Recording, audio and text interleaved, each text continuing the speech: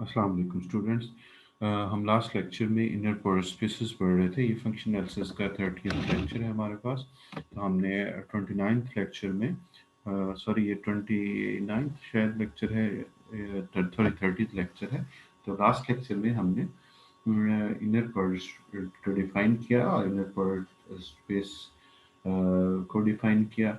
इस तरह inner product के कुछ कॉन्सिक्वेंसेस और उनके यानी कुछ रिजल्ट्स है जिन्हें प्रोडक्ट की डेफिनेशन से हम अखज़ करते हैं और उनकी वेरिफिकेशन भी की। और इसी तरह हमने नेक्स्ट में इनर प्रोडक्ट स्पेस की एक एग्जांपल्स भी पढ़ी है। R N is inner product space. हमने प्रूव किया कि उस पर डिफाइन होने वाला जो एक फंक्शन था इनर प्रोडक्ट की चारों प्रॉपर्टीज को सेटिस्फाई करता है। So that function is an inner product on Rn, and Rn that inner product is an inner product space. In today's lecture, we define and prove Cauchy-Schwarz inequality, a version of inner product, inversion of inner product. In an inner product space, now we define Cauchy-Schwarz inequality in an inner product space X for xy belongs to X. Xy inner product mod is less or equal to xy inner product total raised to power 1 over 2 and yy inner product total raised to power 1 over 2. तो shores inequality की statement क्या कह रही है कि हमारे पास inner product space के किसी दो वेक्टर के लिए ये इनइक्वालिटी होल्ड करती है, यानी एक्स का वाई के साथ इनर प्रोडक्ट उसका मॉड लेस और इक्वल टू होगा एक्स का फर्स्ट वेक्टर का अपने आप के साथ इनर प्रोडक्ट और total raised to power 1 over 2 के, एंड दूसरे फैक्टर का अपने आप के साथ inner product total raised to power 1 over 2 और ये दोनों फैक्टर आपस में मल्टीप्लाई हो रहा है। This is inequality. Now we start the proof. If x or y both are zero vectors, then star holds trivially. जाहिर है ये इक्वलिटी हमारे पास ये पार्ट भी जीरो हो जाएगा और लेफ्ट पार्ट भी zero, zero is equal to zero. Now suppose one of X Y से Y not equal to zero, then for alpha belongs to f, x minus alpha inner product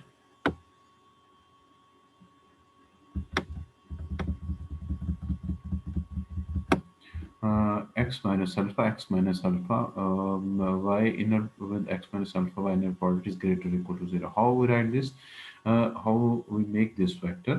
हमारे पास दो vectors हैं x और y।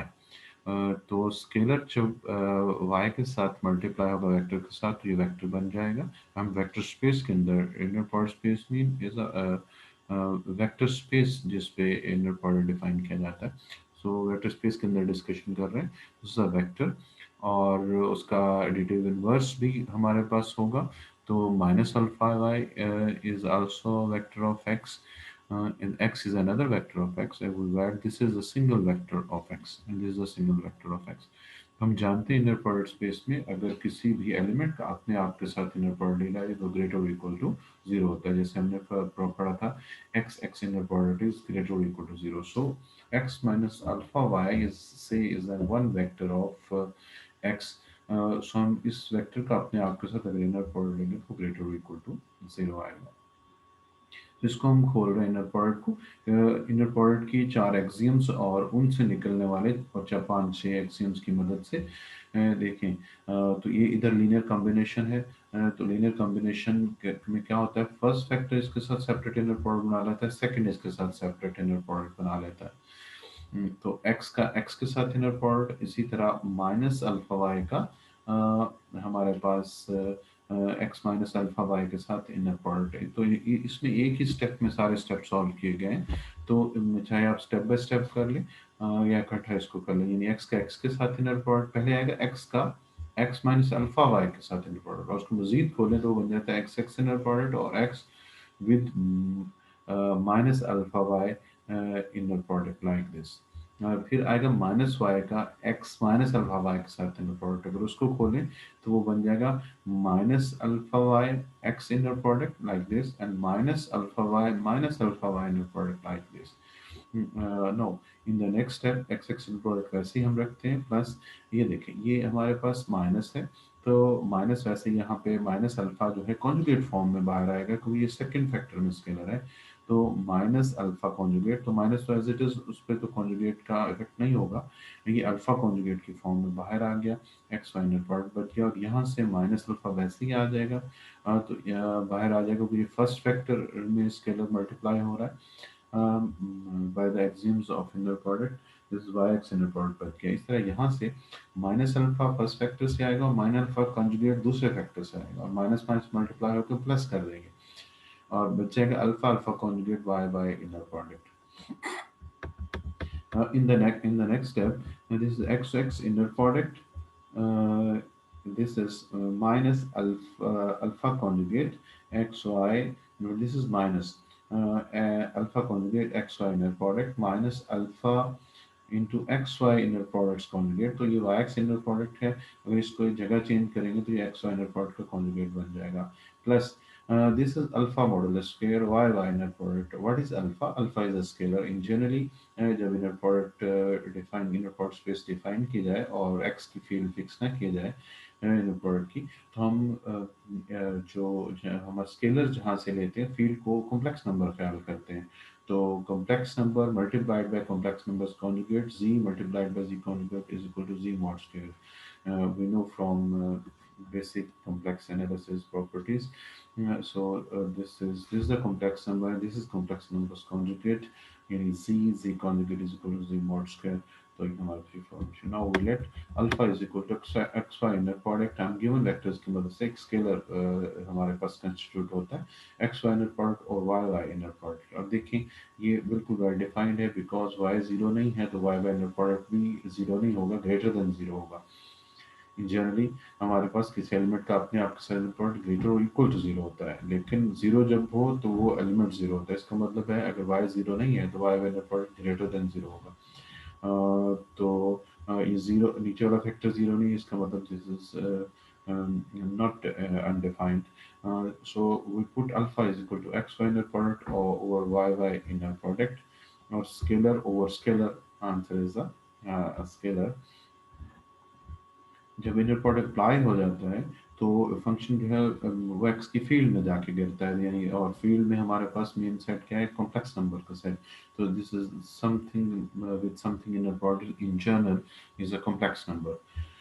और हम इसको alpha की जगह यहाँ पे पुट कर देते हैं, तो ये सेकंड स्टेप में अल्फा कॉन्जुगेट था, तो यहाँ पे X Y inner product over Y Y inner product alpha की जगह पुट कर दिया, टोटल का कॉन्जुगेट आ गया। इस तरह थर्ड टर्म में अल्फा था तो X Y over Y Y inner product alpha की वैल्यू पुट कर दी, और यहाँ पे फोर्थ टर्म में अल्फा की जगह X Y inner product over Y Y inner product total के मॉडुलस का स्क्वायर आएगा, लेकिन हमने मॉडुलस के स्क्वायर को सेपरेट कर दिया, ऊपर हमारे पास मॉडुलस का स्क्वायर आ रहा है और नीचे क्योंकि वाई बाय इनर प्रोडक्ट है और वाई बाय का इनर प्रोडक्ट ग्रेटर और इक्वल टू जीरो होता है, इसलिए यहाँ पे हमने मॉडुलस यूज नहीं किया। अगर ग्रेटर इक्वल टू जीरो का मॉड भी लेंगे तो वो ग्रेटर इक्वल टू जीरो ही रहेगा, इसलिए यहाँ पे सिंपल हमने स्केयर लिख दिया। एक्चुअली ये टोटल के मॉड का स्केयर था, तो ऊपर वाले के मॉड का स्केयर सेपरेट हो गया, नीचे वाले के मॉड का स्केयर सेपरेट हो गया, लेकिन मॉड के अंदर क्योंकि वाई बाय इनर प्रोडक्ट है जो basically greater equal to zero quantity है, सो इसलिए हमने यहाँ पे मॉड नहीं लिखा। नाउ देखें यहाँ पे ये वाई वाई इनर प्रोडक्ट का स्क्वायर है और ये वाई वाई इनर प्रोडक्ट है, तो स्क्वायर के साथ ये कट गया। इसी तरह यहाँ पे देखें ये वाई वाई इनर प्रोडक्ट का कॉन्जुगेट आएगा, और वाई वाई का इनर प्रोडक्ट क्योंकि greater equal to zero number होता है और यानी रियल नंबर हमारे पास बनेगा जिसमें इमेजिनरी पार्ट नहीं होगा, सो रियल का कॉन्जुगेट लेने से फर्क नहीं पड़ता, सो वाई वाई इनर प्रोडक्ट का कॉन्जुगेट लें तो दोबारा वाई वाई इनर प्रोडक्ट ही आएगा। इसके पहले तो इसका कॉन्जुगेट सेपरेट हो गया, इसका सेपरेट हो गया, क्योंकि इसी के इक्वल आ जाता है because Y Y inner product is a real number, इसको वैसे ही लिख दिया, तो ये बन गया X Y inner product conjugate with multiplied by X Y inner product. So this is a complex number and this is complex numbers conjugate.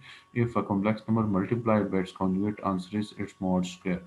X Y inner product के मॉड का स्क्वायर आ गया, सिमिलरली यहाँ पे X Y inner product के mod का square आ गया। तो ये तीनों टर्म्स एक जैसी हैं और इनके साइंस क्योंकि चेंज हैं तो ये इसके साथ कट गई। ये हमारे पास देखिए ये डेवलप फॉर्म इसकी आ गई, X Y inner product minus X Y inner product mod square over Y Y inner product is greater equal to zero. इधर से इसको पढ़े तो ये ग्रेटर इक्वल टू जीरो है।